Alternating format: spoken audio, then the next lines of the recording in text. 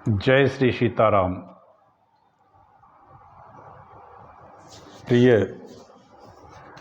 मित्रों, दयालु भक्तजनों, दयालु बंधुओं, आप सभी रामचरितमानस को सुन रहे हैं। इस समय मैं वाल्मीकि रामायण के उत्तरकांड को कह रहा हूँ। इस उत्तरकांड की वाल्मीकि रामायण से शुरुआत होती है, जिसमें अगस्त्य जी के द्वारा मेघनाद के पराक्रम की बात भगवान राम की श्री राजसभा में कही कि वो महापराक्रमी था। भगवान रावण कुंभकर्ण तो एक सामान्य थे, मेघनाद मारा गया, ये बहुत बड़ी बात है। राम जी को बड़ा आश्चर्य हुआ कि मेघनाद की बढ़ाई कर रहे हैं अगस्त्य जैसे महान ऋषि, जो तेज में अग्नि के समान थे। राम जी कहते हैं कि ऐसा कैसा कह रहे हो महाराज अगस्त्य जी। अगस्त्य जी ने फिर लंका के इतिहास के बारे में कहा। मेघनाद का पराक्रम वास्तव में अद्वितीय था। उससे बड़ा वीर लंका में कोई था ही नहीं, रावण भी नहीं था। तब फिर भगवान ने सब जानते हुए पूछा कि आप हमें लंका का बताइए इतिहास। अगस्त्य जी के द्वारा शुरुआत की गई है वाल्मीकि रामायण में उत्तरकांड की। पहले उन्होंने विश्रवा की उत्पत्ति पुलस्त से बताई, कुबेर की उत्पत्ति, लंका का निर्माण विश्वकर्मा द्वारा हुआ। इसके बाद भगवान ने राक्षस हेति और प्रहेति, जो दो राक्षस ने जन्म लिया, राक्षस वंश का वर्णन किया।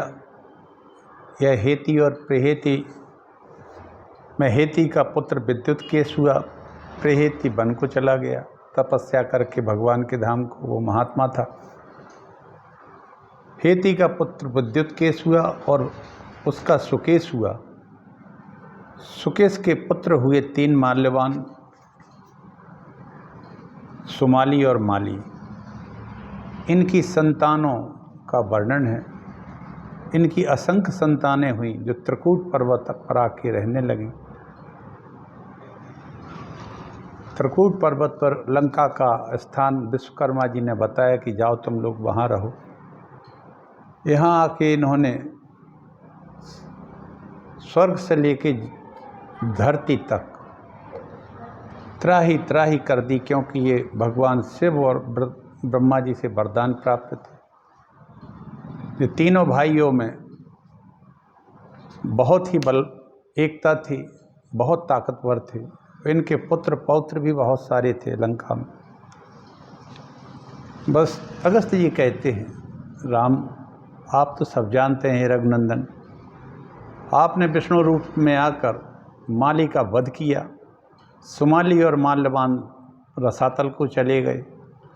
इस माली के ही चार जो पुत्र हैं वे विभीषण के अभी मंत्री हैं वर्तमान में।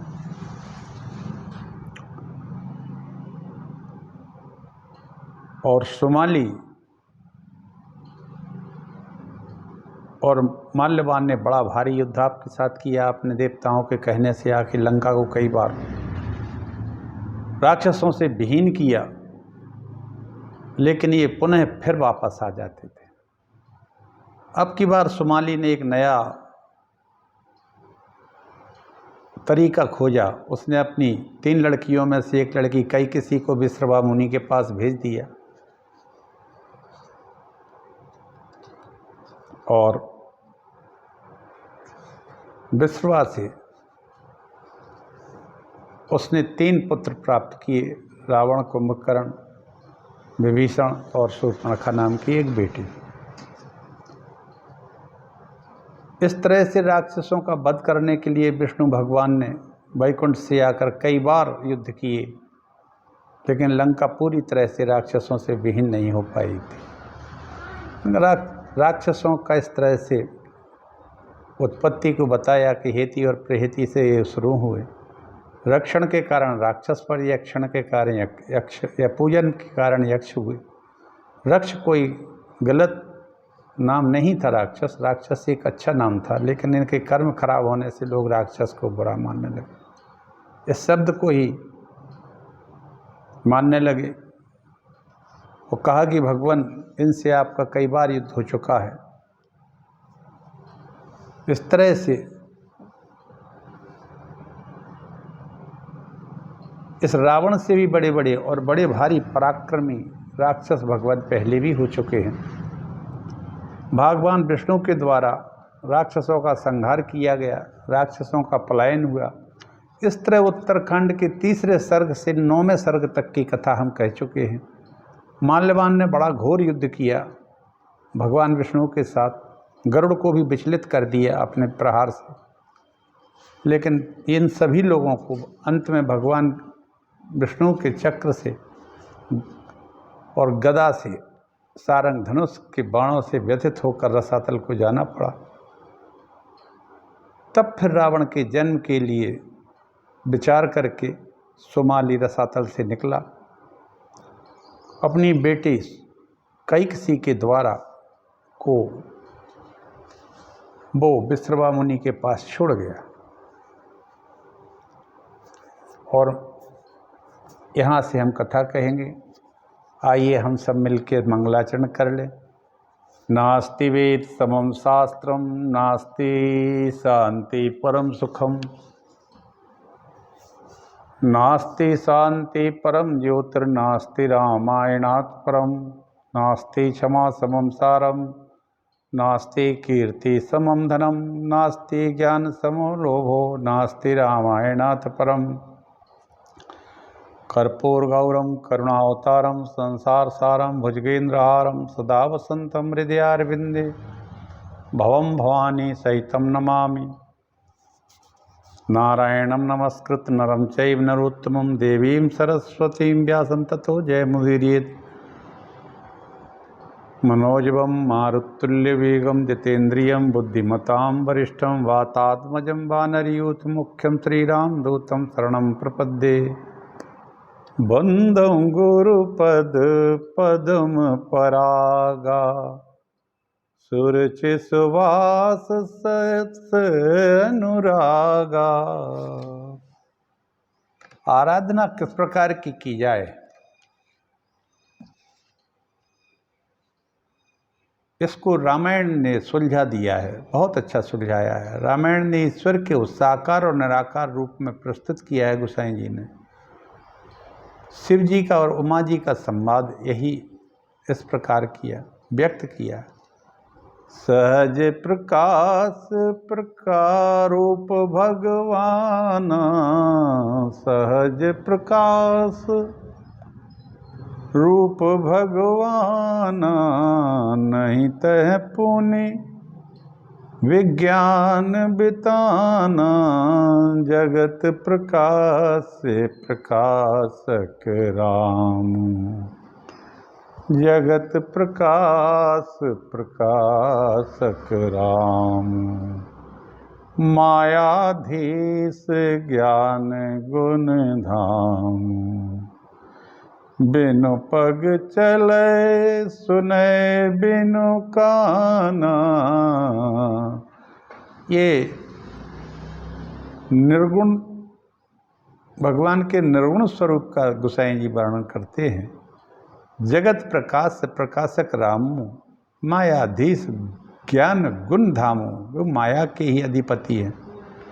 बिनु पग चले सुने बिनु काना, करे बिनु कर्म करे जग नाना। अरे वो तो असंख्य पैरों वाले हैं, उनका कोई दो पैर थोड़ी है जो एक ही दो डग से काम करते हो। तो गोसाई जी कहते बिना पैर के वो चलते हैं, उस बिना कानों के सुनते हैं, सबको सुनाई देता है। आनन रहत सकल रस भोगी, बिनु वाणी वक्तावड़ जोगी।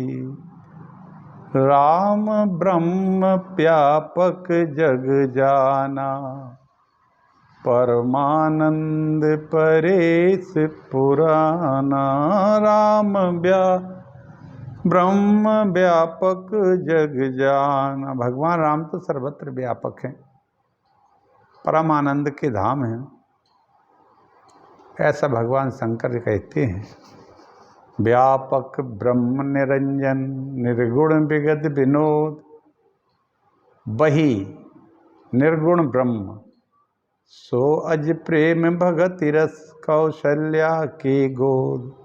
वो निराकार निरंजन परमात्मा ब्रह्म प्रेम के बस कौशल्या की गोद में सगुण रूप ले देता है,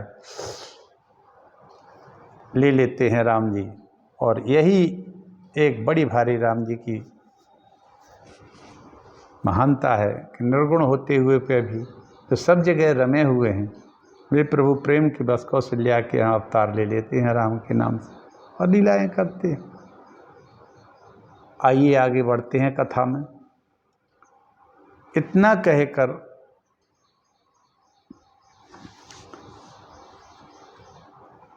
जब केकसी को सुमाली विश्रवा मुनि के पास छोड़ गए और मुनि ने कहा तुम यहाँ कैसे खड़ी हो, कहाँ से आई हो, तो उसने केवल इतना कहा कि मैं अपने पिता की आज्ञा से आई हूँ। बकाया आप स्वयं तपस्वी हैं, आप सोच समझ लें कि मैं यहाँ कैसे क्यों आई हूँ, मेरे पिताजी की आज्ञा से ही आई, स्वेच्छाचारिणी नहीं हूँ। उन्होंने ध्यान दिया कि ये राक्षस कुल की पुत्री है और मुझसे ये महान पराक्रमी पुत्र चाहती है। अब चूंकि इनका भाव तमोगुण प्रधान था, संधि बेला थी, संधि बेला में राक्षस निकलते हैं, इसलिए हमारे यहाँ संधि बेला में खाना वगैरह नहीं खाया जाता है, भजन किया जाता है और ना ही कोई इस तरह का काम किया जाता है जो भविष्य में संसार को कष्ट दे। लेकिन केकसी की इच्छा थी, उनने कहा कि तुम्हारे बड़े क्रूर स्वभाव वाले पुत्र होंगे। मुनि का यह वचन सुनकर केकसी बोली, महाराज आप तो ब्रह्मवादी महात्मा हैं, आप दुराचारी पुत्रों का जन्म ना हो तो अच्छा है, अतः आप मुझ पर कृपा करो। राक्षस कन्या के इस प्रकार कहने पर पूर्ण चंद्रमा के समान मुनिवर विश्रवा रोहिणी जैसी सुंदर केकसी बहुत सुंदर थी, दूसरी लक्ष्मी की समान लगती थी। फिर बोले, सुभान ने जो तुम्हारा सबसे छोटा और अंतिम पुत्र होगा वह मेरे वंश के अनुरूप धर्मात्मा होगा, इसमें संशय नहीं। श्री राम मुनि के ऐसा कहने पर केकसी के कुछ काल के अनंतर अत्यंत भयानक क्रूर स्वभाव वाले एक राक्षस का जन्म हो दिया, जिसके 10 मुख थे, 10 मस्तक, बड़ी बड़ी दाढ़ें, तांबे जैसे होंठ, लाल 20 भुजाएं, विशाल मुख और चमकीले केस थे। उसके शरीर का रंग काला था, पहाड़ जैसा, कोयले के जैसा काला था। उसके पैदा होते मुँह में अंगारों के कौर लिए गीदड़ियाँ और मांसभक्षी गिद्ध आदि पक्षी दाईं और मंडलाकार होकर घूमने लगे। ये रावण की उत्पत्ति का प्रसंग पे आ गया हूँ मैं। युद्ध अगस्त्य जी भगवान राम से और राज्यसभा को ये रामायण सुना रहे हैं, आप लोग सुनिए। राम रावण तक कथा चलती है। फिर रक्ष वंश कहाँ से आया, राक्षस जिसको कहते हैं, यक्ष वंश कहाँ से आया, जिसको यक्ष कहते हैं, ये मैं कह रहा हूँ। ये हेती और प्रहेती से शुरू हुआ है। ब्रह्मा जी ने 2 भाई पैदा किए थे। लंका जो 30-40 योजन चौड़ी थी और 100 योजन लंबी थी, एक नगर बनाया था विश्वकर्मा जी ने, जो स्वर्ण का था पूरा, वो स्थान कुबेर जी को दे दिया था। अब आगे इसी लंका और इसी कुबेर जी की रावण जो का भाई भी थे वो बड़े, लेकिन वो नहीं मानता था किसी को। चलिए रावण के जन्म का विस्तार से अपन सुने। उसके पैदा हुए गीदड़ियाँ और मांसभक्षी गिद्ध उसके दाईं ओर मंडलाकार घूमने लगे और इंद्रदेव रुद्र की वर्षा करने लगे।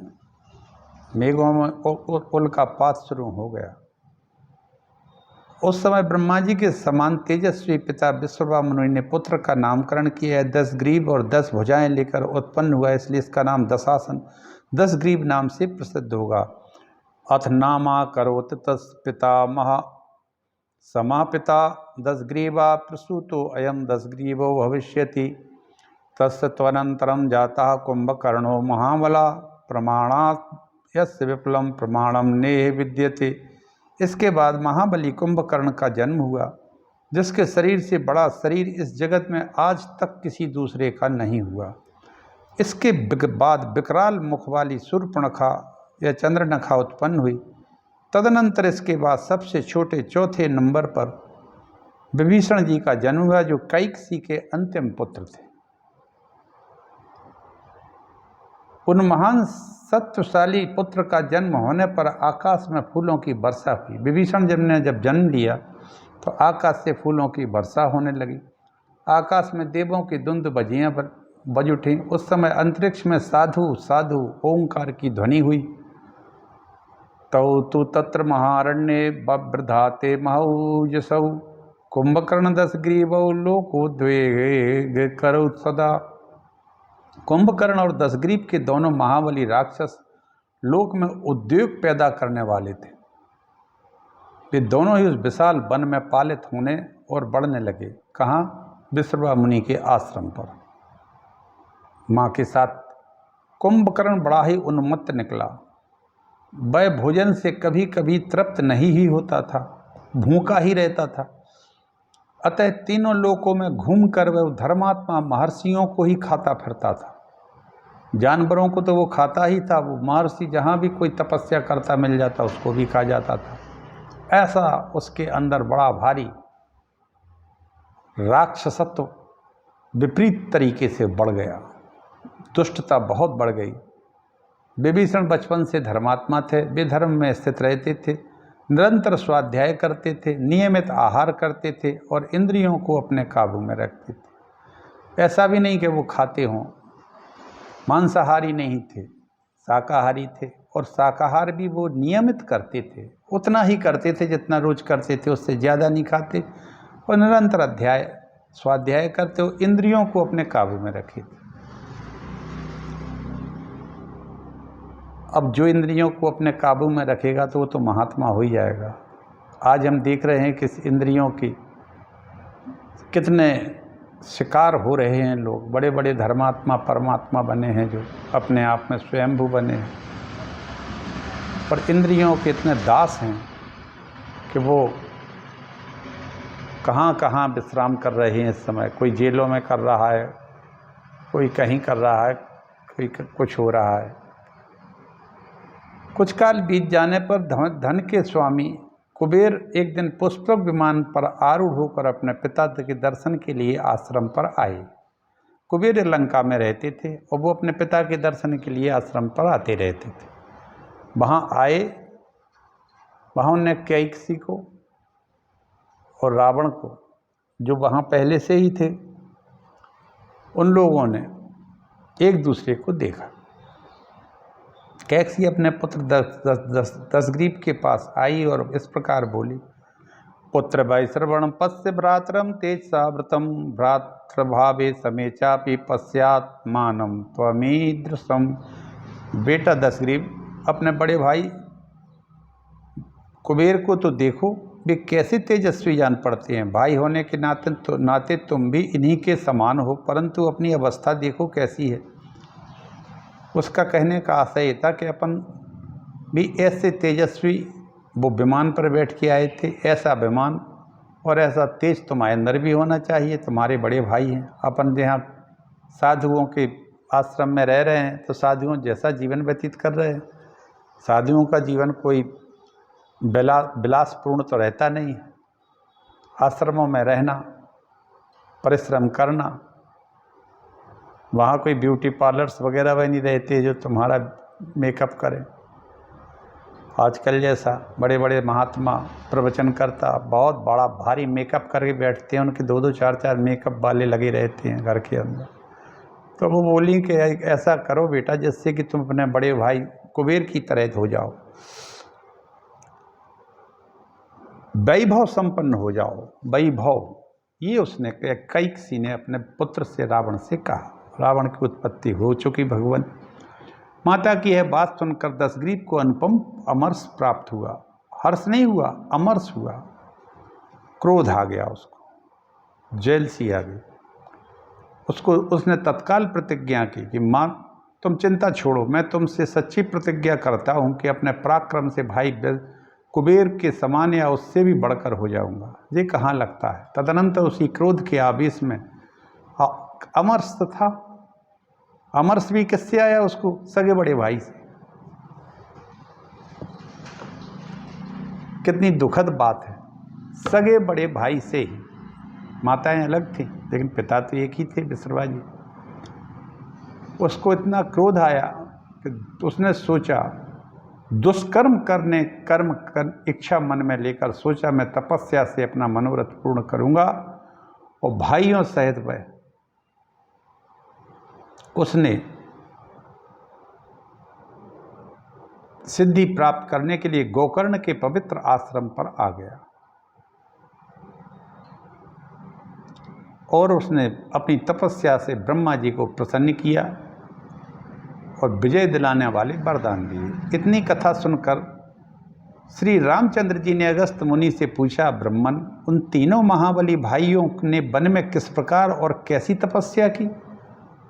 राम जी पूछ रहे हैं कि रावण और कुंभकर्ण विभीषण ने कैसी तपस्या की अगस्त जी।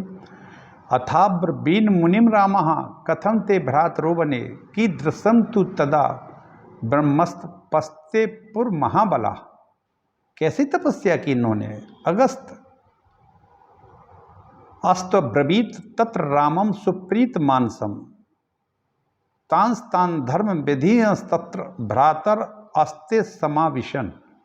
तब अगस्त जी ने अत्यंत प्रसन्न चित्र वाले श्री राम से कहा, रघुनंदन, तीनों भाइयों ने वहाँ पृथक पृथक धर्म विधियों का अनुष्ठान किया। तीनों ने ही पृथक पृथक धर्म की विधियों का अनुष्ठान किया। कुंभकर्ण आस्तत्व यत्व नित्यम धर्म पथे स्थिता तताप ग्रीष्म काले तो पंचाग्नि परिता स्थिता। कुंभकर्ण अपनी इंद्रियों को संयम में रखकर प्रतिदिन धर्म के मार्ग में स्थित हो गर्मी के दिनों में अपने चारों ओर आग जलाकर धूप में बैठकर पंचाग्नि का सेवन करने लगा। फिर वर्षा ऋतु में खुले मैदान में वीरासन से बैठकर मेघों के बरसाए हुए जल से भीगता रहा और जाड़े के दिनों में प्रतिदिन जल के भीतर रहने लगा। एवं वर्ष सहस्त्राणि तस्यापचक्रमो धर्मे प्रयतमानस सत्पते निष्ठित तस्य च। इस प्रकार सन्मार्ग में स्थित हुए धर्म के लिए प्रयत्नशील हुए उस कुंभकर्ण ने 10,000 वर्ष बीत गए। विभीषणस्तु धर्मात्मा नित्यम धर्म परः शुचि पंचवर्ष सहस्त्राणि पादे नैकेन ततस्थिवान। विभीषण तो सदा ही धर्मात्मा थे। वे नित्य धर्मपरायण रहकर शुद्ध आचार विचार का पालन करते हुए 5,000 वर्षों तक एक पैर पर खड़े रहे। आहा। समाप्ते नियमे तस्य नरश्चा प्रसरोगणा पपात पुष्पवर्षम च तुष्ट शापी देवता। उनका नियम समाप्त होने पर अप्सराएं नृत्य करने लगीं। आकाश से फूलों की वर्षा हुई और देवताओं ने उनकी स्तुति भी की। 5,000 वर्ष विभीषण एक पैर पर खड़े होकर भगवान का स्मरण करते रहे। पंचवर्ष सहस्त्राणि सूर्यम चैवा न वर्तते तस्थौ चोर्द शिरोबाहु स्वाध्याय धृतमानसा। तदनंतर विभीषण ने अपनी दोनों बाहें और मस्तक ऊपर उठाकर स्वाध्याय परायण होकर 5,000 वर्ष तक सूर्य देव की आराधना की। आहा। फिर 5,000 वर्ष तक भगवान सूर्य की आराधना करते रहे। इस प्रकार मन को बस में रखने वाले विभीषण के भी 10,000 वर्ष बड़े सुख से बीत गए, मानो वे स्वर्ग के नंदन वन में निवास करते हों। 10 वर्ष सहस्त्रम तो निराहारो दशानन पूर्णे वर्ष सहस्त्रे तुसराग्नौ जुहावसः। 10 मुख रावण ने भी 10,000 वर्ष तक लगातार उपवास किया। 10,000 वर्ष तक रावण ने भी कुछ नहीं खाया और प्रत्येक सहस्त्र वर्ष के पूर्ण होने पर वह अपना एक मस्तक काटकर आग में होम कर देता।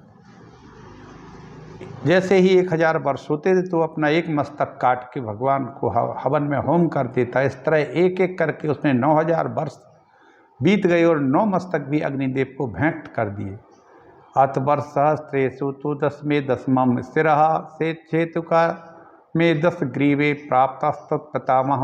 जब 10वां सहस्त्र वर्ष 10वां हजार वर्ष पूरा हुआ तो 10 ग्रीव ने अपना 10वां मस्तक काटने को उद्यत हुआ। इसी समय पितामह ब्रह्मा जी वहाँ आ पहुँचे। पितामह ब्रह्मा अत्यंत प्रसन्न होकर देवताओं के साथ वहाँ पहुँचे थे। उन्होंने आते ही कहा, 10 ग्रीव मैं तुम पर बहुत प्रसन्न हूँ। पितामहस्तु सुप्रीता सार्धम दैवे पुरुषपस्थिता तब ताद 10 ग्रीव प्रीतो अस्मित्यभ्यभास्ता शीघ्रम वरे धर्मज्ञवरो यस्ते आविकांक्षिता कम ते कामम करोभ्य न वृथा ते परिश्रम। हे धर्मज्ञ, तुम्हारे मन में जिस वर की पाने की इच्छा हो उसे शीघ्र मांगो। बोलो, आज मैं तुम्हारी किस अभिलाषा को पूर्ण कर दूं, क्योंकि तुम्हारा परिश्रम व्यर्थ नहीं जाएगा। यह सुनकर 10 ग्रीव की अंतरात्मा तो प्रसन्नित हो उठी।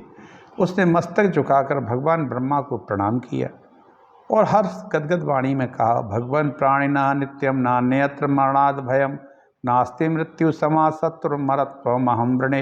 हे भगवान, प्राणियों के लिए मृत्यु के सिवा और किसी का सदा भय नहीं रहता है। अतएव मैं अमर होना चाहता हूँ, क्योंकि मृत्यु के समान दूसरा कोई शत्रु नहीं है। ऐसा कहने पर ब्रह्मा जी ने 10 ग्रीव से कहा, तुम्हारे सर्वथा अमरत्व नहीं मिल सकता, इसलिए एक दूसरा कोई वर मांगो। श्री राम लोक सृष्टा ब्रह्मा की ऐसा कहने पर 10 ग्रीव ने उनके सामने हाथ जोड़कर कहा, सुपर्णांग यक्षाणाम दैत्य दानव राक्षसाम अवध्यो अहम प्रजाध्यक्ष देवतानाम च शाश्वत। हे सनातन ब्रह्मदेव प्रजापति, मैं गरुड़ नांग यक्ष दैत्य दानव राक्षस देवताओं के लिए अवध हो जाऊं।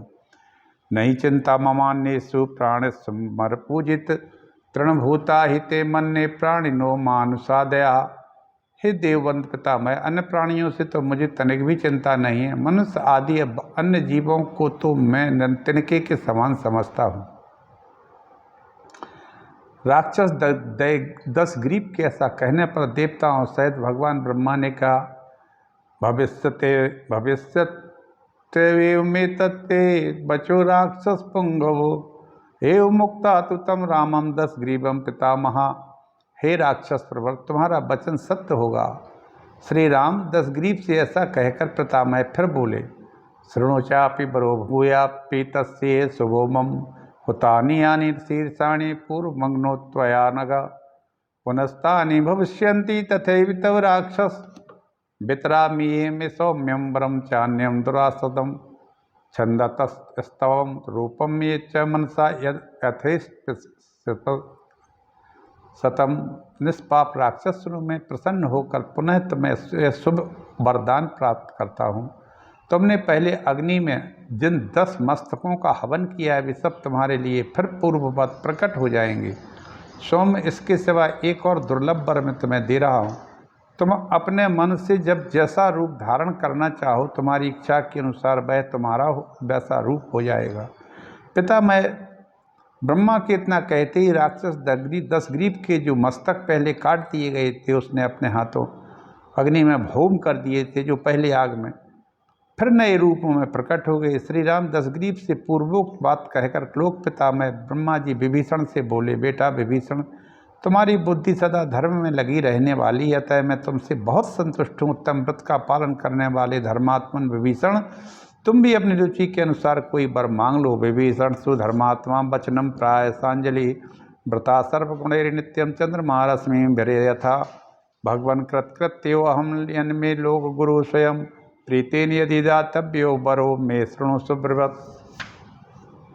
तब किरण माला मंडित चंद्रमा की भांति सदा समस्त गुणों से संपन्न धर्मात्मा विभीषण ने हाथ जोड़कर कहा, हे भगवान, यदि साक्षात लोक गुरु आप मुझ पर प्रसन्न हैं, कृतार्थ हैं, तो मुझे कुछ भी पाना शेष नहीं रहा। आप जब हम पर प्रसन्न हैं तो हमें क्या है, अब कुछ बचा ही नहीं है कि जो हमारे पास ना हो। क्या शेष है अब? भगवान, यदि साक्षात आप प्रसन्न हैं तो मैं कृतार्थ हो गया। उत्तम व्रत को धारण करने वाले पितामह, यदि आप प्रसन्न होकर मुझे वर देना ही चाहते हैं तो सुनिए। परमापदगतस्यापि धर्मे मम मतिर्भवेत् अशिक्षितं च ब्रह्मास्त्रं भगवन् प्रतिभातु में। भगवान बड़ी से बड़ी आपत्ति में पड़ने पर भी मेरी बुद्धि धर्म में लगी रही, ये वरदान दो। कितना ही बड़ी से बड़ी विपत्ति आ जाए तो भी मैं धर्म से विमुख ना हो, और बिना सीखे ही मुझे ब्रह्मास्त्र का ज्ञान हो जाए। ब्रह्मास्त्र का, ब्रह्मा जी की माप के ही अस्त्र का ज्ञान हो जाए। याया में जायते बुद्धिरेषु श्रेष्ठाश्रमेषु च सा सा भवतु धर्मिष्ठा तम तम धर्मम च पालये इसमें परमोदारो बरा परम कोगमतः। जिस जिस आश्रम के विषय में मेरा जो जो विचार हो वह धर्म के अनुकूल ही हो मेरा विचार, कभी मेरा विचार धर्म के प्रतिकूल ना हो भगवान, ऐसी बुद्धि दो, और मैं उस धर्म का पालन भी करूं। यही मेरे लिए सबसे उत्तम और अभीष्ट वरदान है। ना ही धर्मा विरक्ता नाम लोके किंचित दुर्लभम पुनः प्रजापति प्रीतो विभीषण मुवाचा। क्योंकि जो धर्म में अनुरक्त हैं उनके लिए कुछ भी दुर्लभ नहीं होता है प्रभु। यह सुनकर प्रजापति ब्रह्मा पुनः प्रसन्न होकर विभीषण से बोले, धर्मिष्ठत्वं यथावत् तथा चैत भविष्यति अस्माद् राक्षसयो न उत्तेजा तस्या मित्रनाशना ना धर्मे जायते बुद्धर्म मरत्वं ददामि ते। वत्स, तुम धर्म में स्थित रहने वाले हो, अतः जो कुछ चाहते हो वह सब पूर्ण होगा। हे शत्रुनाशन, राक्षस योनि में उत्पन्न होकर भी तुम्हारी बुद्धि अधर्म में नहीं लगती है, इसलिए मैं तुम्हें अमरत्व अमर करे देता हूँ। रावण ने मांगा था कि मुझे अमरता प्रदान करो। ब्रह्मा जी ने कहा, तुम्हें अमरता प्रदान तो नहीं कर सकता, लेकिन कोई और वर मांग लो। तो उसने सबसे अबद्ध होने का वरदान मांगा, मानव को छोड़कर। लेकिन विभीषण ने नहीं मांगा अमृत, तो बिना मांगे ही विभीषण को भगवान ब्रह्मदेव ने अमर कर दिया, अमृत प्रदान कर दिया। इत्युक्ता कुंभकर्णाय वरम दातु भवस्थितं प्रजापति सुरासरे वाक्यम प्रांजलियो ब्रुवन् न ताव कुंभकर्णया प्रदातव्यो वर अस्पया जानी से ही यथा लोकांस्तस् यत्तेषु दुर्मति नंदे अप्सरसा सप्ता महेंद्रा न चरो दशा अनेन भक्षिता ब्रहान सदस्यो मानो सा आस्थता। विभीषण से ऐसा कहने के बाद कुंभकर्ण को वर देने के लिए उद्यत हुए सब देवता उनसे हाथ जोड़कर बोले, प्रभु हे ब्रह्मदेव, इसको आप ऐसा वरदान ना देना कहीं, क्योंकि आप जानते हैं कि यह दुर्बुद्धि है। विभीषण तो सुबुद्धि और धर्मात्मा थे, कुंभकर्ण दुर्बुद्धि था और विशाल था, निशाचर था। किस तरह समस्त लोगों को त्रास देता है। इस ब्रह्मन इसने नंदन वन की 7 अप्सराओं, देवराज इंद्र के 10 अनुचरों को तथा बहुत से ऋषियों और मुनियों को तो अभी खा ही गया है जी, अभी खा लिया है। कब? जैसे ही ये तपस्या से विरक्त हुआ। पहले वर न पाने पर भी इस राक्षस ने जब इस प्रकार प्राणियों के भक्षण का क्रूरतापूर्ण कर्म कर डाला, तब यदि इसे वर प्राप्त हो जाए तो उस दशा में तो यह तीनों लोगों को ही खा जाएगा। अमित तेजस्वी देव, आप वर के बहाने इसको मोह में प्रदान कर दीजिए, इससे समस्त लोगों का कल्याण होगा और इसका भी सम्मान हो जाएगा। देवताओं के इस प्रकार कहने पर कमल योनि ब्रह्मा जी ने सरस्वती का स्मरण किया। उनके ब्रह्मा जी के चिंतन करते ही सरस्वती उसके पास आ गई। प्रांजलि साधु पार्श्वस्था प्राय वाक्यम सरस्वती इयम असभ्यागता देव किम कार्य करवाण्य। हम उनके पार्श्व में खड़ी होकर सरस्वती ने हाथ जोड़कर कहा, देव मैं आ गई, मेरे लिए क्या आज्ञा है, मैं कौन सा कार्य करूं। प्रजापति अस्तु ताम प्राप्ताम प्राय वाक्यम सरस्वतीं वाणीम त्वं राक्षसेन्द्रस्य भव भागवेवतेप्सिता। तब प्रजापति ने वहाँ आई हुई सरस्वती से कहा, वाणी तुम राक्षस कुंभकर्ण की जिह्वा पर विराजमान होकर देवताओं के अनुकूल वाणी के रूप में प्रकट हो जाओ। तथेत्युक्ता प्रविष्टसा प्रजापति रथा ब्रवीत कुंभकर्ण महाबाहो वरम वरय यो मता। तब बहुत अच्छा कहकर सरस्वती कुंभकर्ण के मुख में समा गई। इसके बाद प्रजापति ने उस राक्षस से कहा, महाबाहु कुंभकर्ण, तुम भी अपने मन के अनुकूल कोई वर मांगो। कुंभकर्णस्तु तदाक्याम श्रुत्वा वचनम ब्रवीत स्वप्तुम वर्षान्नएकानि देवदेव ममेप्सितम् एवमस्त्युत्पत्तितं चोकत्वा प्रायात् ब्रह्मासुरैः समम्। उनकी बात सुनकर कुंभकर्ण बोला, हे देव, मैं अनेकानेक वर्षों तक सोता रहूं, मेरी यही इच्छा है। तब एवमस्तु ऐसा ही कहकर ब्रह्मा जी देवताओं के साथ चले गए। देवीं सरस्वतीं चैव राक्षसं तम जयो पुनः ब्रह्मणा सह देवेषु गतेषु च नव स्थलम। फिर सरस्वती ने भी उस राक्षस को छोड़ दिया। ब्रह्मा जी के साथ देवताओं के आकाश में चले जाने पर जब सरस्वती जी उसके ऊपर से उतर गई, तब दुष्टात्मा कुंभकर्ण को चेत हुआ और वह दुखी होकर इस प्रकार चिंता करने लगा, ईदृशं किमिदं वाक्यं माद्यं वचनाच्युतम् अहं व्यामोहितं दैवेरिति मन्ये तदागतैः। अहो, जैसे ही सरस्वती जी उसके मुख से निकल के अपने ब्रह्मलोक को चली गई, तब उसने सोचा कि अहो, आज मेरे मुख से बात ऐसी क्यों निकल गई। मैं समझता हूँ ब्रह्मा जी के साथ आए हुए देवताओं ने ही उस समय मुझे मोह में डाल दिया था क्या। इस प्रकार वे तीनों तेजस्वी भ्राता वर पाकर श्लेष्मा तक वन में, इस श्लेष्मा तक वन क्या कहलाता है, लसौड़ा होता है, खाने खाते हैं, लसौड़े होते हैं। वन में गए हो, वहाँ सुख पूर्वक रहने लगे।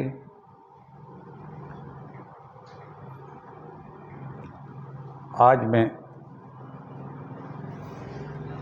इस तरह से भगवान राम से कहते हैं कि प्रभु, रावण से बड़े बड़े भी बड़े दुर्दांत राक्षस पहले आपने लंका में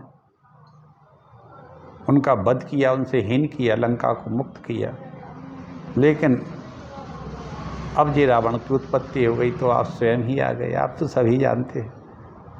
रावण का संदेश सुनकर पिता की आज्ञा से कुबेर का लंका को छोड़कर कैलाश पर जाना और लंका में रावण का राज्याभिषेक तथा राक्षसों का निवास फिर से हो जाना, ये कल कहेंगे। मैं अपनी वाणी को यहीं प्रणाम देता हूँ। इस तरह से भगवान राम से अगस्त्य जी कह रहे हैं कि आपने कई बार विष्णु रूप से आकर लंका का उद्धार किया, निशाचरों से विहीन किया, लेकिन अब पुनः विश्रवा की पुत्री केकसी से रावण ने जन्म लिया और भारी तपस्या की और ब्रह्मा जी से वरदान प्राप्त किए। आगे की कथा हम कल कहेंगे। राम जी से अयोध्या में अगस्त्य जी ये सब सुना रहे हैं, साथ में संपूर्ण राज्यसभा इस रामायण को सुन रही है। जय श्री राम। सिया राम मैं सब जग जाने, करो प्रणाम जोर जुग पानी।